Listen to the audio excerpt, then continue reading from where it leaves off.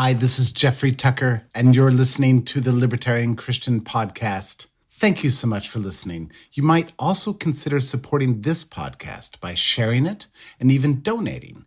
LCI needs your help so it can continue creating great content. Welcome to the show that gets Christians thinking about faith and politics. Get ready to challenge the status quo, expand your imagination, and tackle controversy head on. Let's stand together at the intersection of faith and freedom. It's time for the Libertarian Christian Podcast. Welcome to the Libertarian Christian Podcast, a project of the Libertarian Christian Institute. I'm Doug Stewart, and with me today is Nick Gosling.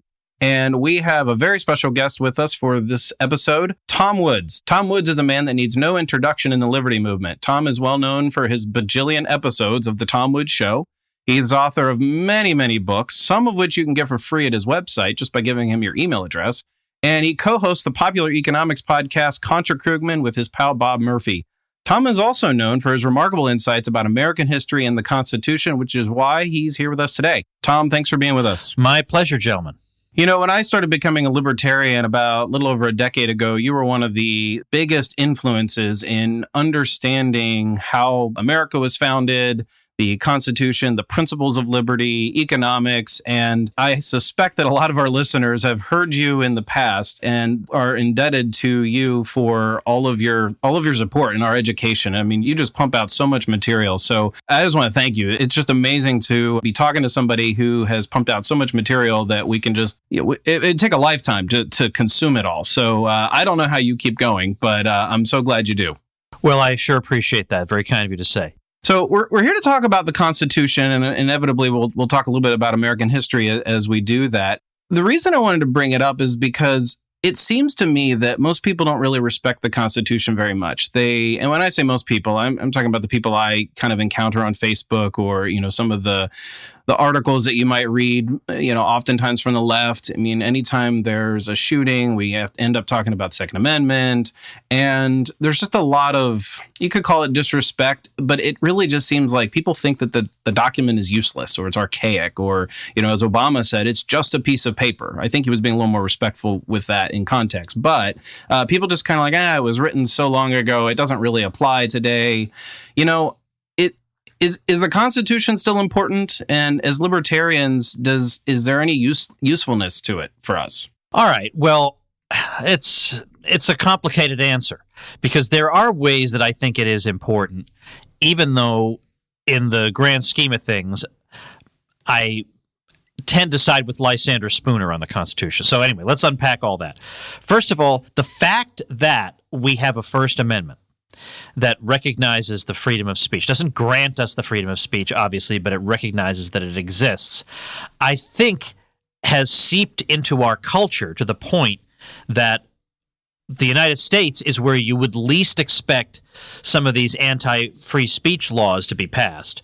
It's because I think that people who want to pass laws like that would be running up against something that is ingrained in who we are as Americans. And I think part of the reason it's ingrained in who we are as Americans is that it is written down in the Bill of Rights. And I don't think that can be denied. I think that is a major reason that Americans feel this commitment to freedom of speech, because they feel like it's part of what it means to be an American, because there it is in one of the foundational documents, one of the crucial documents in all of American history, highlights it in the very First Amendment. So there is that. Secondly, I would say that certainly people who argue, there are things you can say against the Constitution, but if you're going to argue that it's not worth our time because it's old and it was written by white people and some of them held slaves and whatever. If that's your argument, that's, I think, not helpful, because what that argument always leads to is what we need is a document that changes with the times. They call it a living, breathing Constitution, because frankly, it's kind of an annoyance to have a document that is so strictly interpreted that we can't do all the things we want. We can't implement all the programs we want because the original understanding of the Constitution wouldn't allow them. Well, thankfully, we've moved past that archaic way of interpreting it, they would say, and instead now we have a very flexible way of interpreting it. We interpret the General Welfare Clause very broadly. We interpret several other clauses very broadly, and that allows us to do the kinds of things that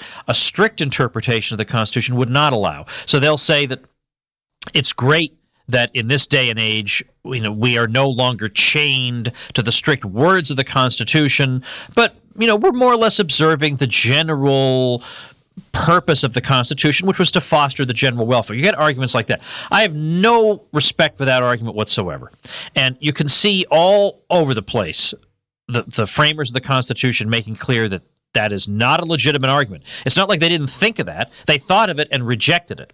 And so when the people ratified the Constitution, they ratified it with the understanding that you can't just change it informally because it's getting to be a pest and it's an annoyance that you have to go to all this trouble to amend the Constitution to get it to be the way you want.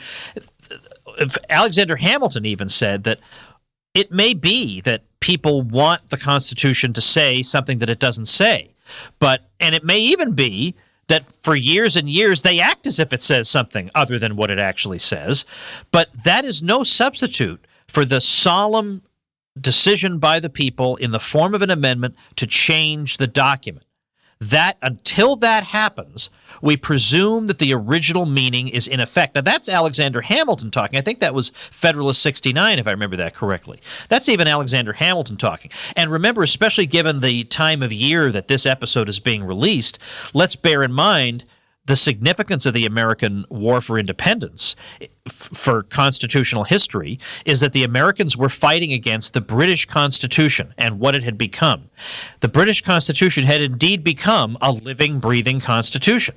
It was not written down, and that was part of the reason that Americans later decided they would write theirs down, because they found that arguing against the British Constitution or arguing a case and using the British Constitution as part of your argument was like nailing jelly to a wall, because they could not precisely nail down what it said. Because the Americans would say, what you're doing, let's say in barging our doors down and invading our private homes to snoop around, that is not something that's been considered to be a customary power of the British government. Therefore, you can't do it.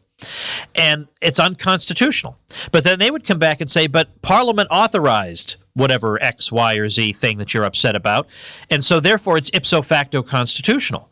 Well, that's not how Americans understood the British Constitution. So it became this document you could never nail down, and the government was always finding wonderful new powers for it to exercise. Well, that's what Americans fought against. So the idea that we would want to prefer that system for ourselves today when our ancestors fought to liberate us from that system is particularly perverse. So let me just recap what I've said so far. The argument that the Constitution should be living and breathing is refuted by the American Revolution itself. We were fighting against that very system.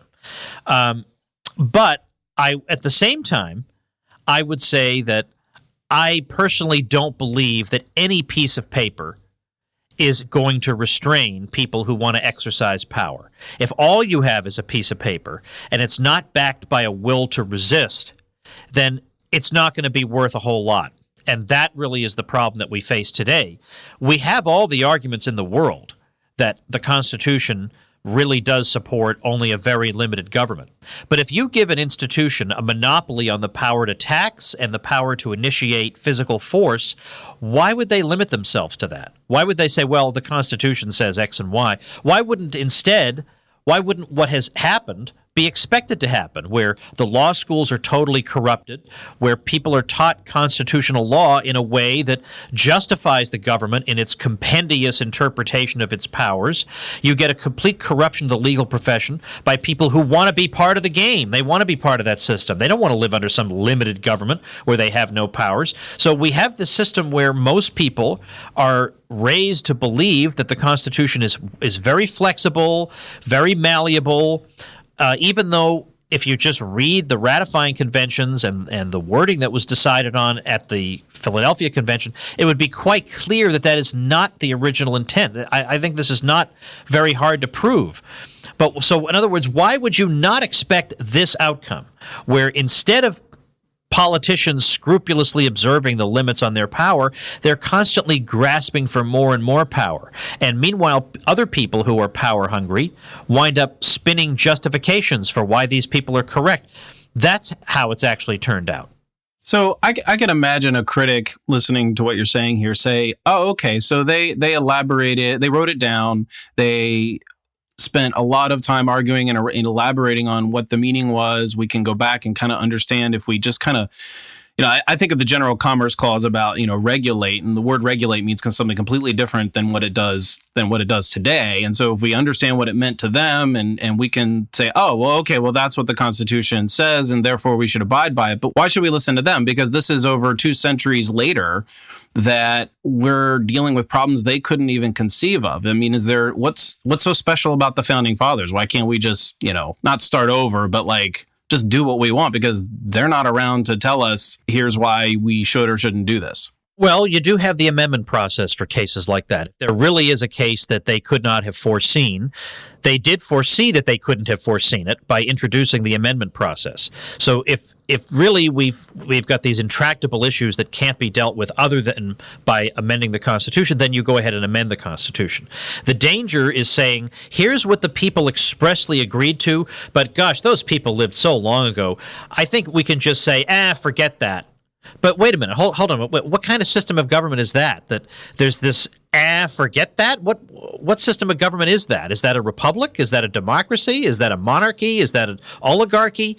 It seems to me that if you're going to open yourself up to, well, I know there are some principles we're supposed to be living by, but they're just getting to be such a burden. Instead of consulting the people and asking, do you want to hold, at least be honest about it. If you want to hold a new constitutional convention, at least be honest about it. At least say that's what you want to do. You'd think people who are really against the wealthy becoming too connected with Washington would be wary of that sort of politic, yet they're not. Right, exactly. Because this kind of argument can be turned against you 5 minutes later. Well, now we don't like your principles, so we're going to pretend like those aren't there, and we're going to... Presumably you would want some stability. You would want that's why we have something called the rule of law. You want some stability. You want to know what are the principles by which I'm to live my life and by which the government is to govern itself.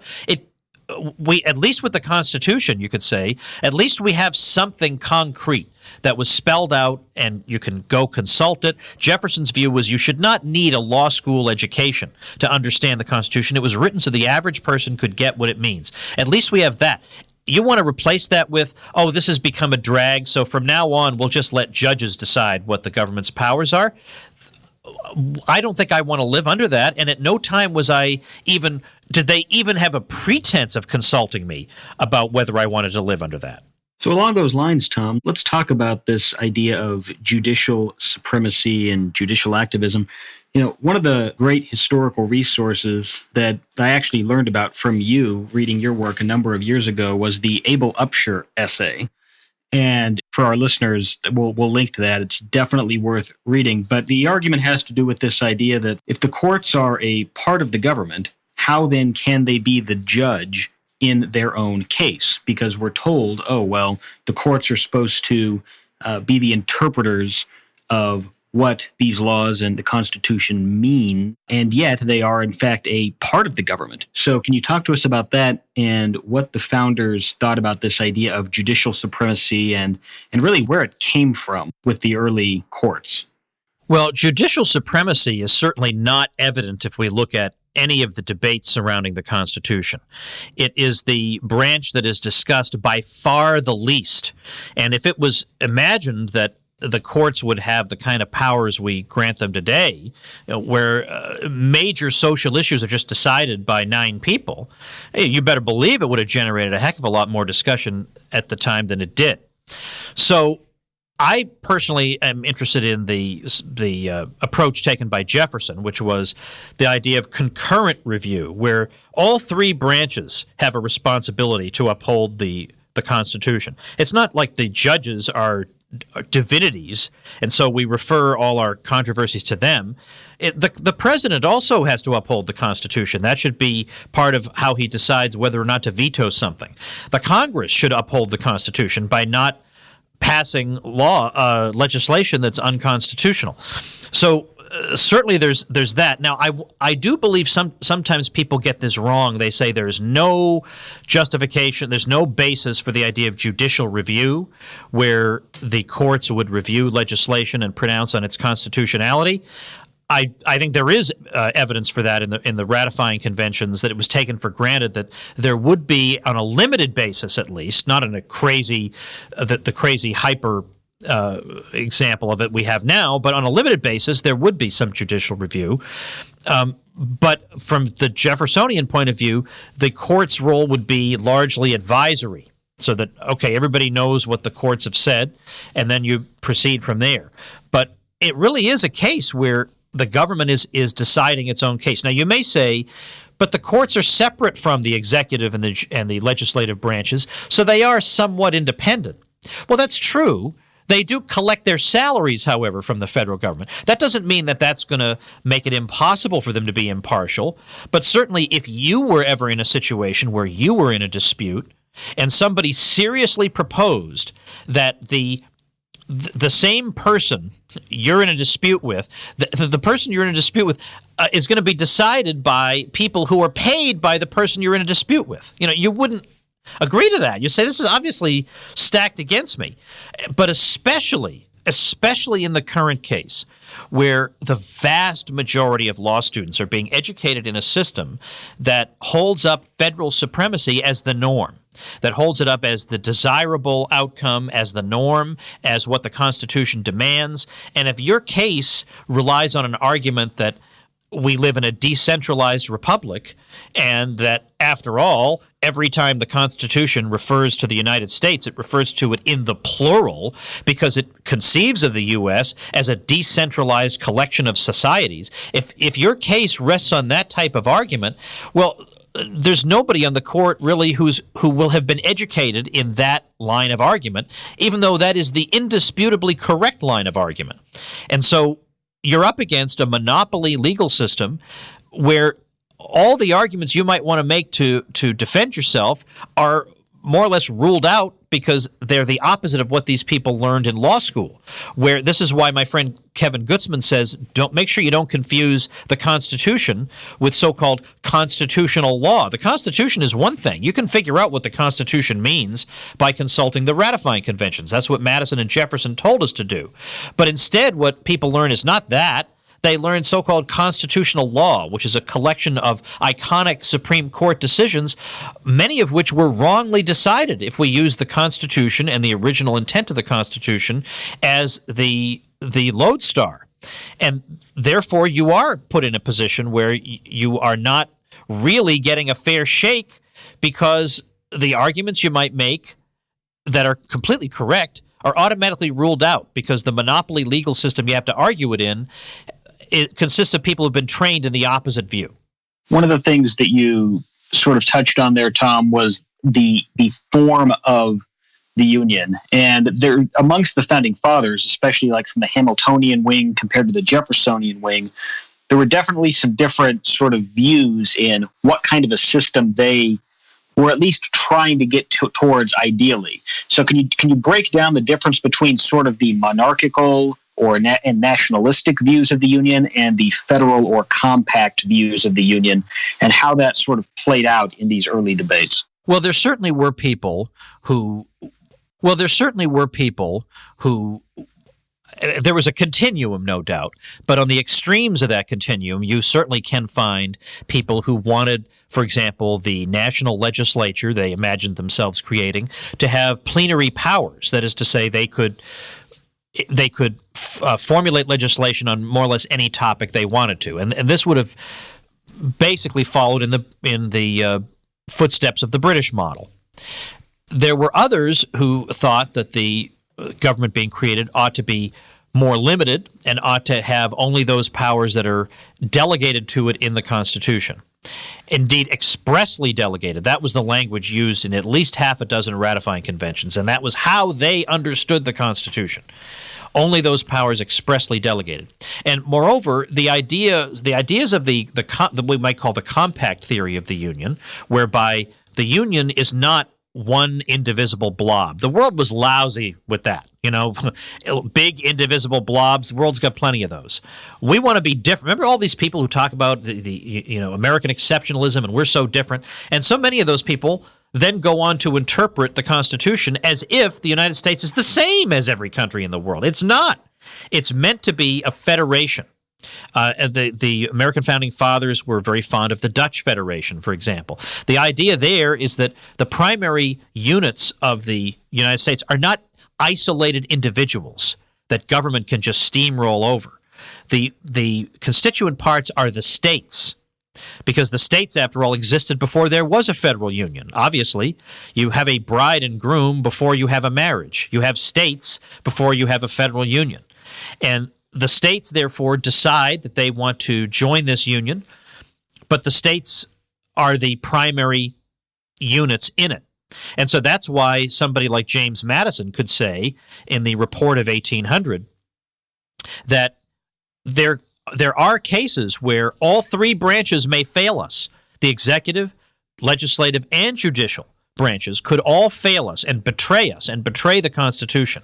And in that case, in the last resort, it falls upon the original parties to the Constitution to resolve the question. Well, who are the original parties to the Constitution? Not an undifferentiated mass of individuals, but rather the individual states. And of course, look at the way the Constitution was ratified. Not by a national vote by a big blob, not by a vote of an undifferentiated mass of individuals, but by what?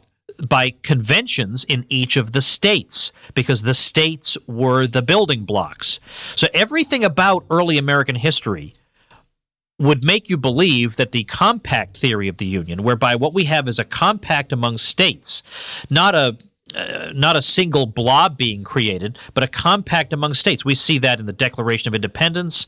There's a reference to these states, not this soon-to-be blob, but these independent states.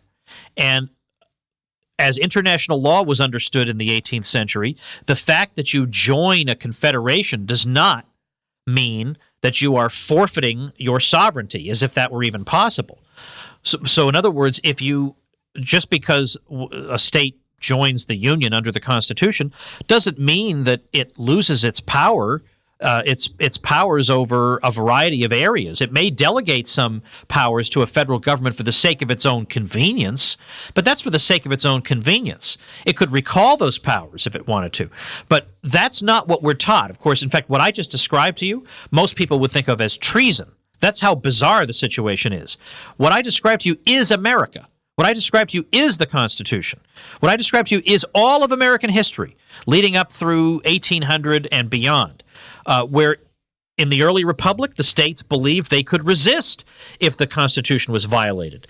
We see southern states doing that, but much more often we see northern states doing it. We see people casually discussing secession because, of course, the Union is not some idol to be worshipped. It's a merely utilitarian contrivance, and if it doesn't work out, we'll try some other arrangement. Meanwhile, we have people calling themselves conservatives who have made an idol out of what is obviously just of all things to make idols out of, a political arrangement has got to be the most debased possible candidate for that. So point that I've tried to make to people over time is that when you look at American history, what do you see over and over again?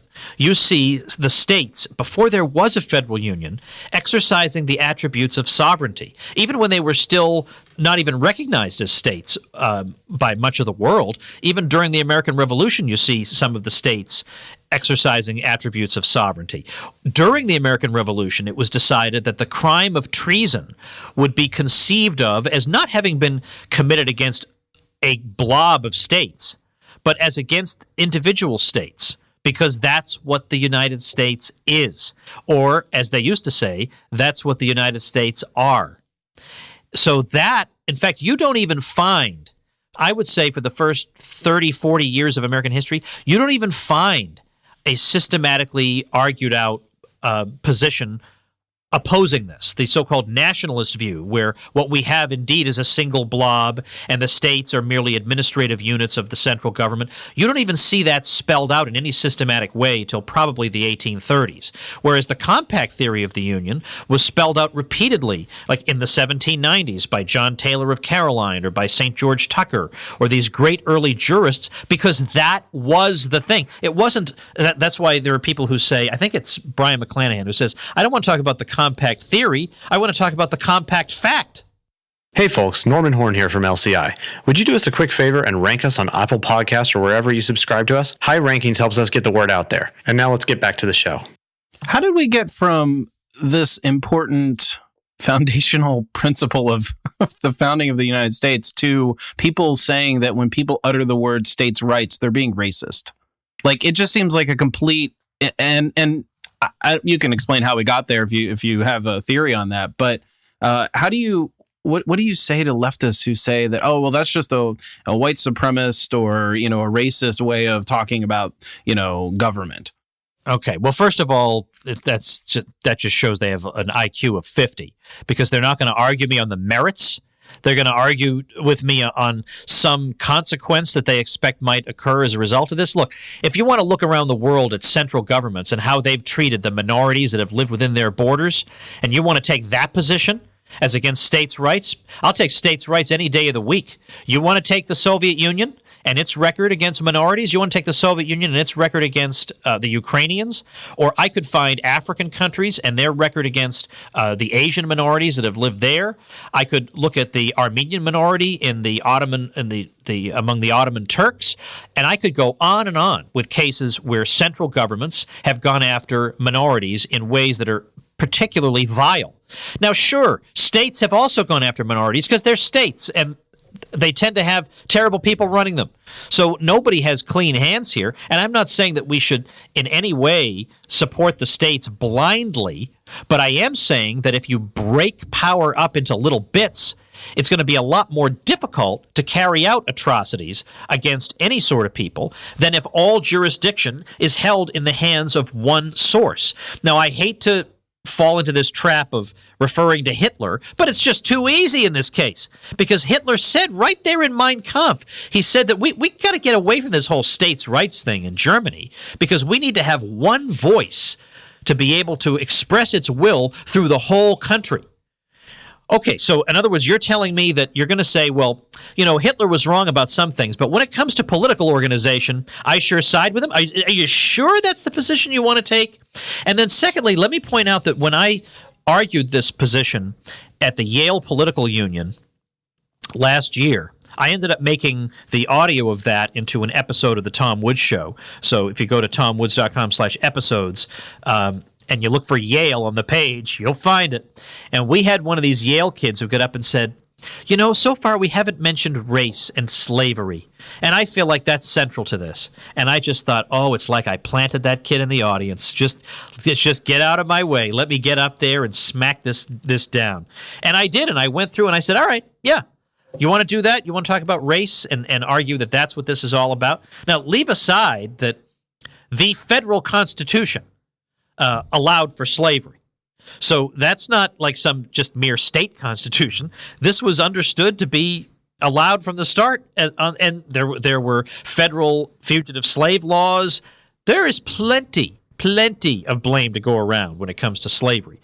But if you're going to say that the states and arguments for the states were motivated by race or slavery, then how do you explain the fact that the first time the states really proposed resisting a federal law was over the freedom of speech in the Alien and Sedition Acts case of 1798, Virginia and Kentucky? Or the New England states asserted their powers as states, even proposing secession over the embargo that Jefferson imposed. Some of them were very much opposed to the War of 1812, and in fact, Daniel Webster proposed that they should nullify any federal conscription law that was carried out. So that's nothing to do with certainly with racial slavery. It would have to do with military slavery, I suppose. Then you have the Tariff of Abominations that was nullified in 1832-33. Again, this is not related to slavery.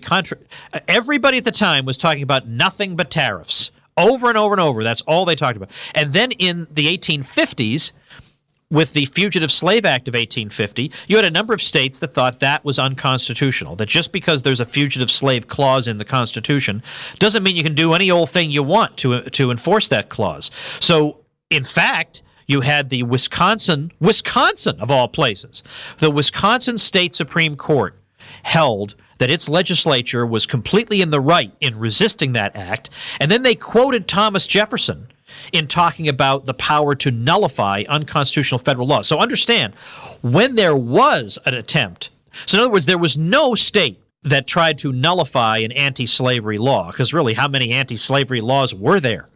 So obviously, this was not a pro-slavery thing, the idea of state nullification of unconstitutional federal laws. There weren't any federal laws against slavery to nullify in the first place. So, but when it came time for the enforcement of the Fugitive Slave Act of 1850, the Wisconsin State Supreme Court quoted Jefferson, saying, we have the right to say, no, we're not enforcing an unconstitutional law. So in fact, the idea of state nullification, not only was it not used to support slavery, it was used against slavery.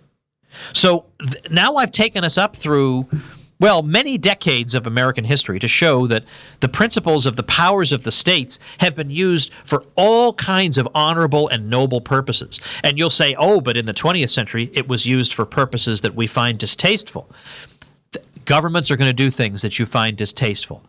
But is that but the point is, if you look at the whole sweep of American history, the whole sweep of American history shows that this principle was used to fight against oppression time and again. It's not infallible, because anytime you're dealing with government, you're going to deal with bad people. That can't be helped.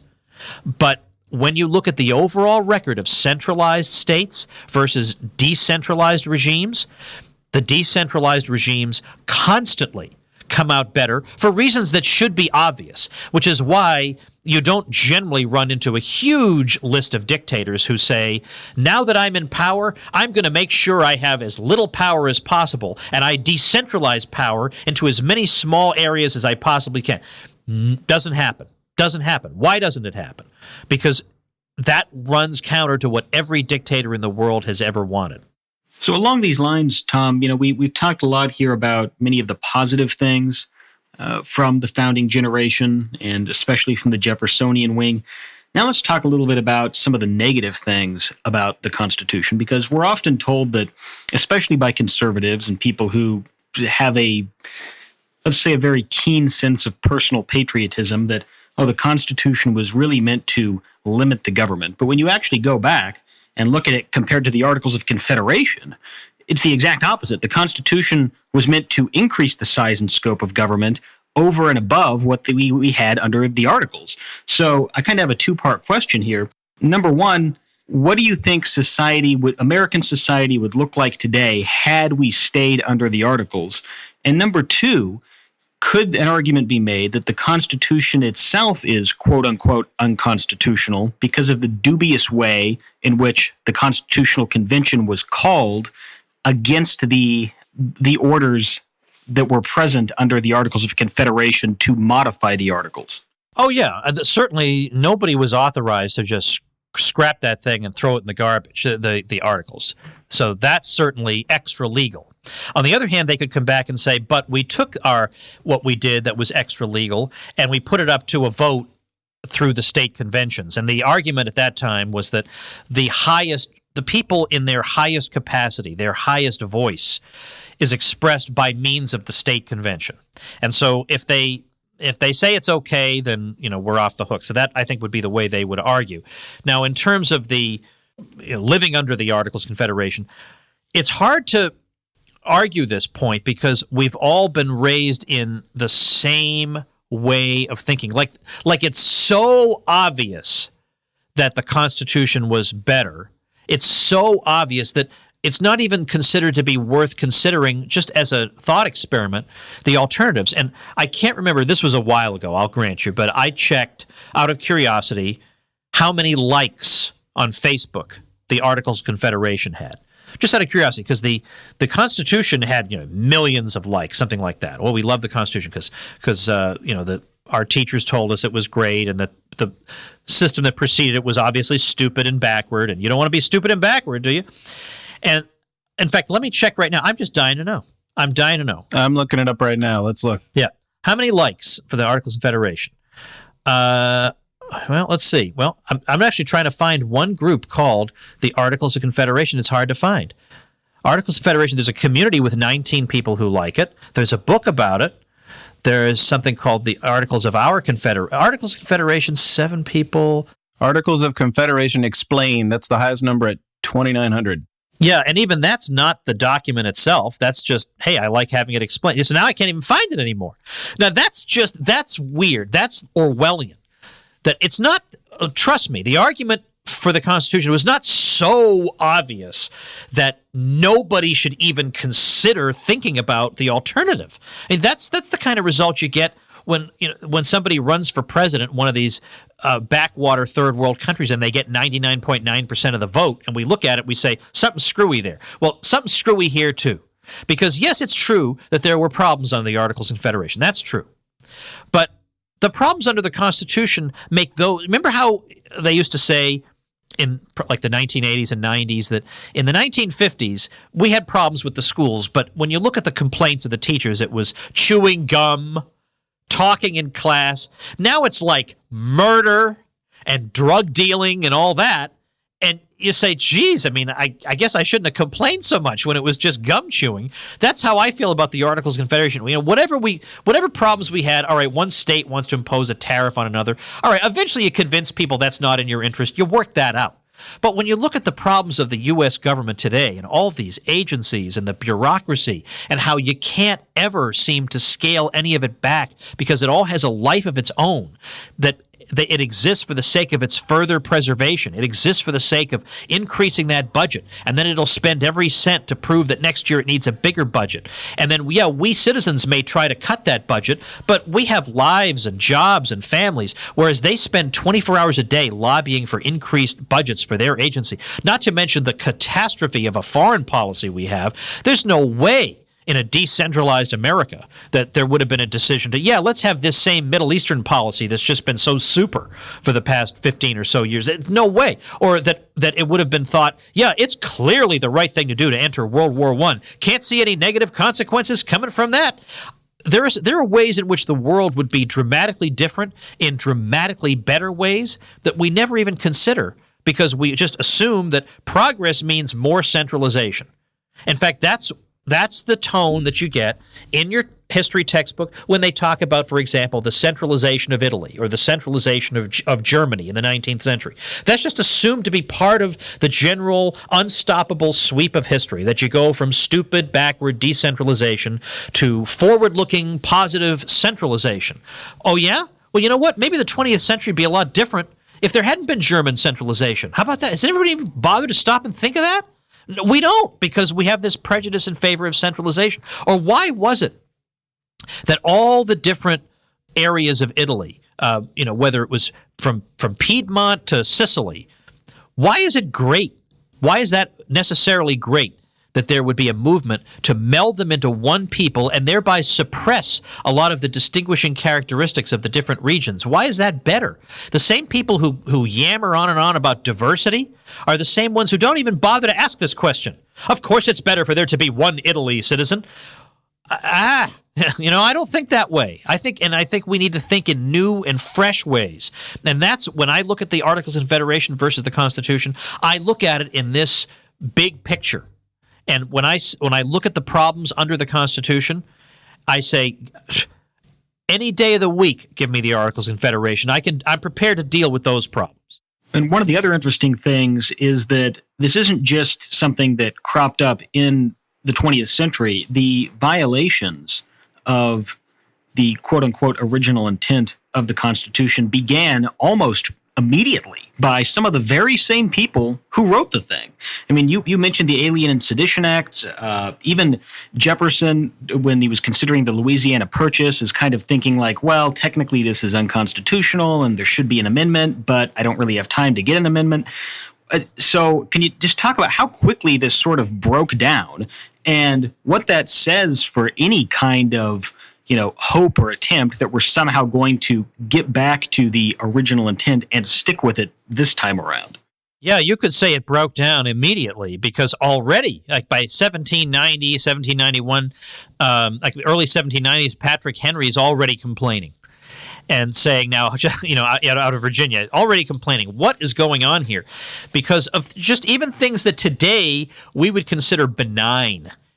But if you were really, really a stickler about the Constitution and you wanted to make sure they didn't step 1 inch off that document, then things like, the assumption of the state debts by the federal government or, at par, or, the national bank or any of these early controversies, you would say, now, hold on just a minute. In fact, Hamilton had to develop this whole implied powers thing to justify the national bank. But that doctrine in the hands of unscrupulous people would justify almost anything. So he's already prepared to do that and to say, yes, we need a national bank, and it seems necessary. And I have this method of constitutional interpretation whereby if we elites think something is necessary, we can come up with a rationalization to implement it. They were doing that in the early 1790s, and they're already on the House floor. You've got James Madison having to complain about the interpretation of the General Welfare Clause and the way people are thinking about the Constitution. They're getting it all wrong already. And you still see evidence that some people understood the original Constitution, like Madison when he was president. The bonus bill veto, that's a great thing. If you've never read that, you should Google and read the bonus bill veto. He just wasn't letting them get away with anything. Even again, things you would think of as benign, like bridges or whatever. His view was if it's a bridge that you want to build with federal money, then you better amend the Constitution to authorize you to do that. Otherwise, we have no Constitution. But yes, very early you see these sorts of problems, which makes you wonder, maybe we are, again, reposing our confidence in an idol if we think a piece of paper is going to restrain people who have no interest in being restrained. And then you say, oh, but the people, they will be the solemn watch, the solemn guards over the... Really? Will they? Look at how easily and quickly the American public was corrupted. We'll cut you in on it. We'll cut you in on a bit of the action as long as you shut your mouth about it. And it looks like a lot of people have been quite happy to take that deal. We would be remiss if we didn't talk about some of the amendments because, those are the things that become talked about when, for instance, there's a school shooting or an egregious violation of free speech. So why does it seem that some amendments are sacred to some people on one side of the political spectrum while others are kind of sacred on the other side of the political spectrum, and they have a lot less respect for some of the ones their opponents are in favor of? I think that's just human nature. I think it's the same reason that everybody would have been up in arms if Hillary Clinton had passed the current federal budget, but they bite their tongue because it's Donald Trump, and vice versa. I think it's the reason that people were all upset about George W. Bush's foreign policy and his position on civil liberties and things like that. But then when it's Barack Obama, they deprioritize that. Unfortunately, they packed up their protesting signs and went home. Yeah, I think that's just, unfortunately, the way people are. We tend to be very tribalistic, and politics only encourages that in the worst ways imaginable. Do you have any amendments that you would remove or maybe even add? I don't know. I'd have to go back and think about amendments I would remove. Well, obviously, the 16th Amendment, certainly, for the income tax. I'd get rid of that. There are probably some other. I'd have to sit and think about it, but certainly the income tax I would take away. In terms of amendments that I would add, let's see. I think Jefferson wanted to prohibit the government from ever borrowing. Now, that's a very radical approach. Of course, that just means they'd inflate. And you think, well, don't worry, we'll have an amendment against them inflating. But, if you actually read there's a guy named Edwin Vieira who wrote one of the largest books I've ever seen called Pieces of Eight. And it's a history of money in the Constitution and in constitutional law. And it's quite clear from what Vieira writes that the framers did envision a hard money system. It's true that that the stuff about gold and silver in there is dealing with the states, but still, when you look at, for example, what the word dollar meant, and the word dollar is in the Constitution. If you look, for example, about when we're talking about having cases heard and trial by jury and stuff like that, there's a reference to $20, right? If the case involves a matter of $20 or more. We've kept that even to the present day. Well, what does dollar mean? There was no Fed creating dollars in those days. Dollar it was a specific kind of coin that existed at that time. So there's a reference to you can reconstruct what Americans at that time thought about money, in large part from just reading what's in the Constitution and what the commentaries on it were.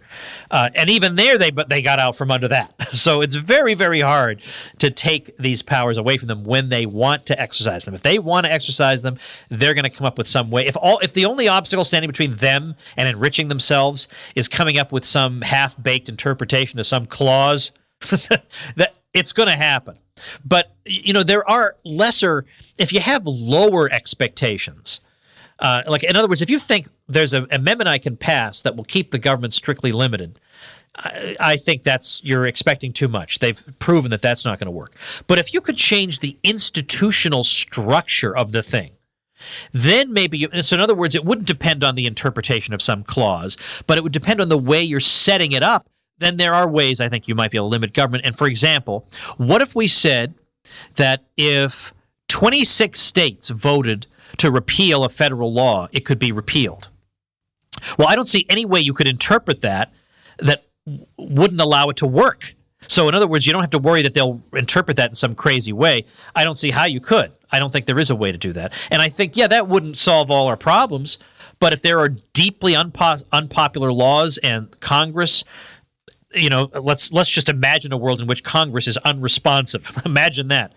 You would have a second institutional way of bringing it about. So in other words, if I passed a law, if I ratified an amendment saying, we're not going to allow laws to pass on the following topics, well, then then they just reinterpret what topics means or something. Then I have no hope of that working. But if I have an institutional way of stopping it, where we don't have to rely on the interpretation of some sentence, but instead the states, let's say, could say, we don't like this law, we want it repealed, maybe that could lead to the repeal of some laws. So I would want to institute, in other words, more modest amendments like that, because the more modest they are, the better chance they have of working. We're releasing this episode the week of 4th of July in 2018. And, I've always kind of looked at the 4th of July as sort of like a Thanksgiving for libertarians. Like, there's a lot to be thankful for that we live in a country that started off with the kind of document where individual freedom was prioritized, was not taken for granted. How do you see the 4th of July personally? I mean, do you celebrate it? Is it important to you? And if so, like, what do you recommend libertarians to do with respect to, on the 4th of July? Well, I like it. I support it. And I do know some people. I know a few libertarians, and I know plenty of like hard right-wing traditionalist types who don't celebrate it. But I don't see that we would be in a better position if we had stayed under the British. They're even worse than we are in all the areas that matter to me. I mean, on the other hand, that's not the only option.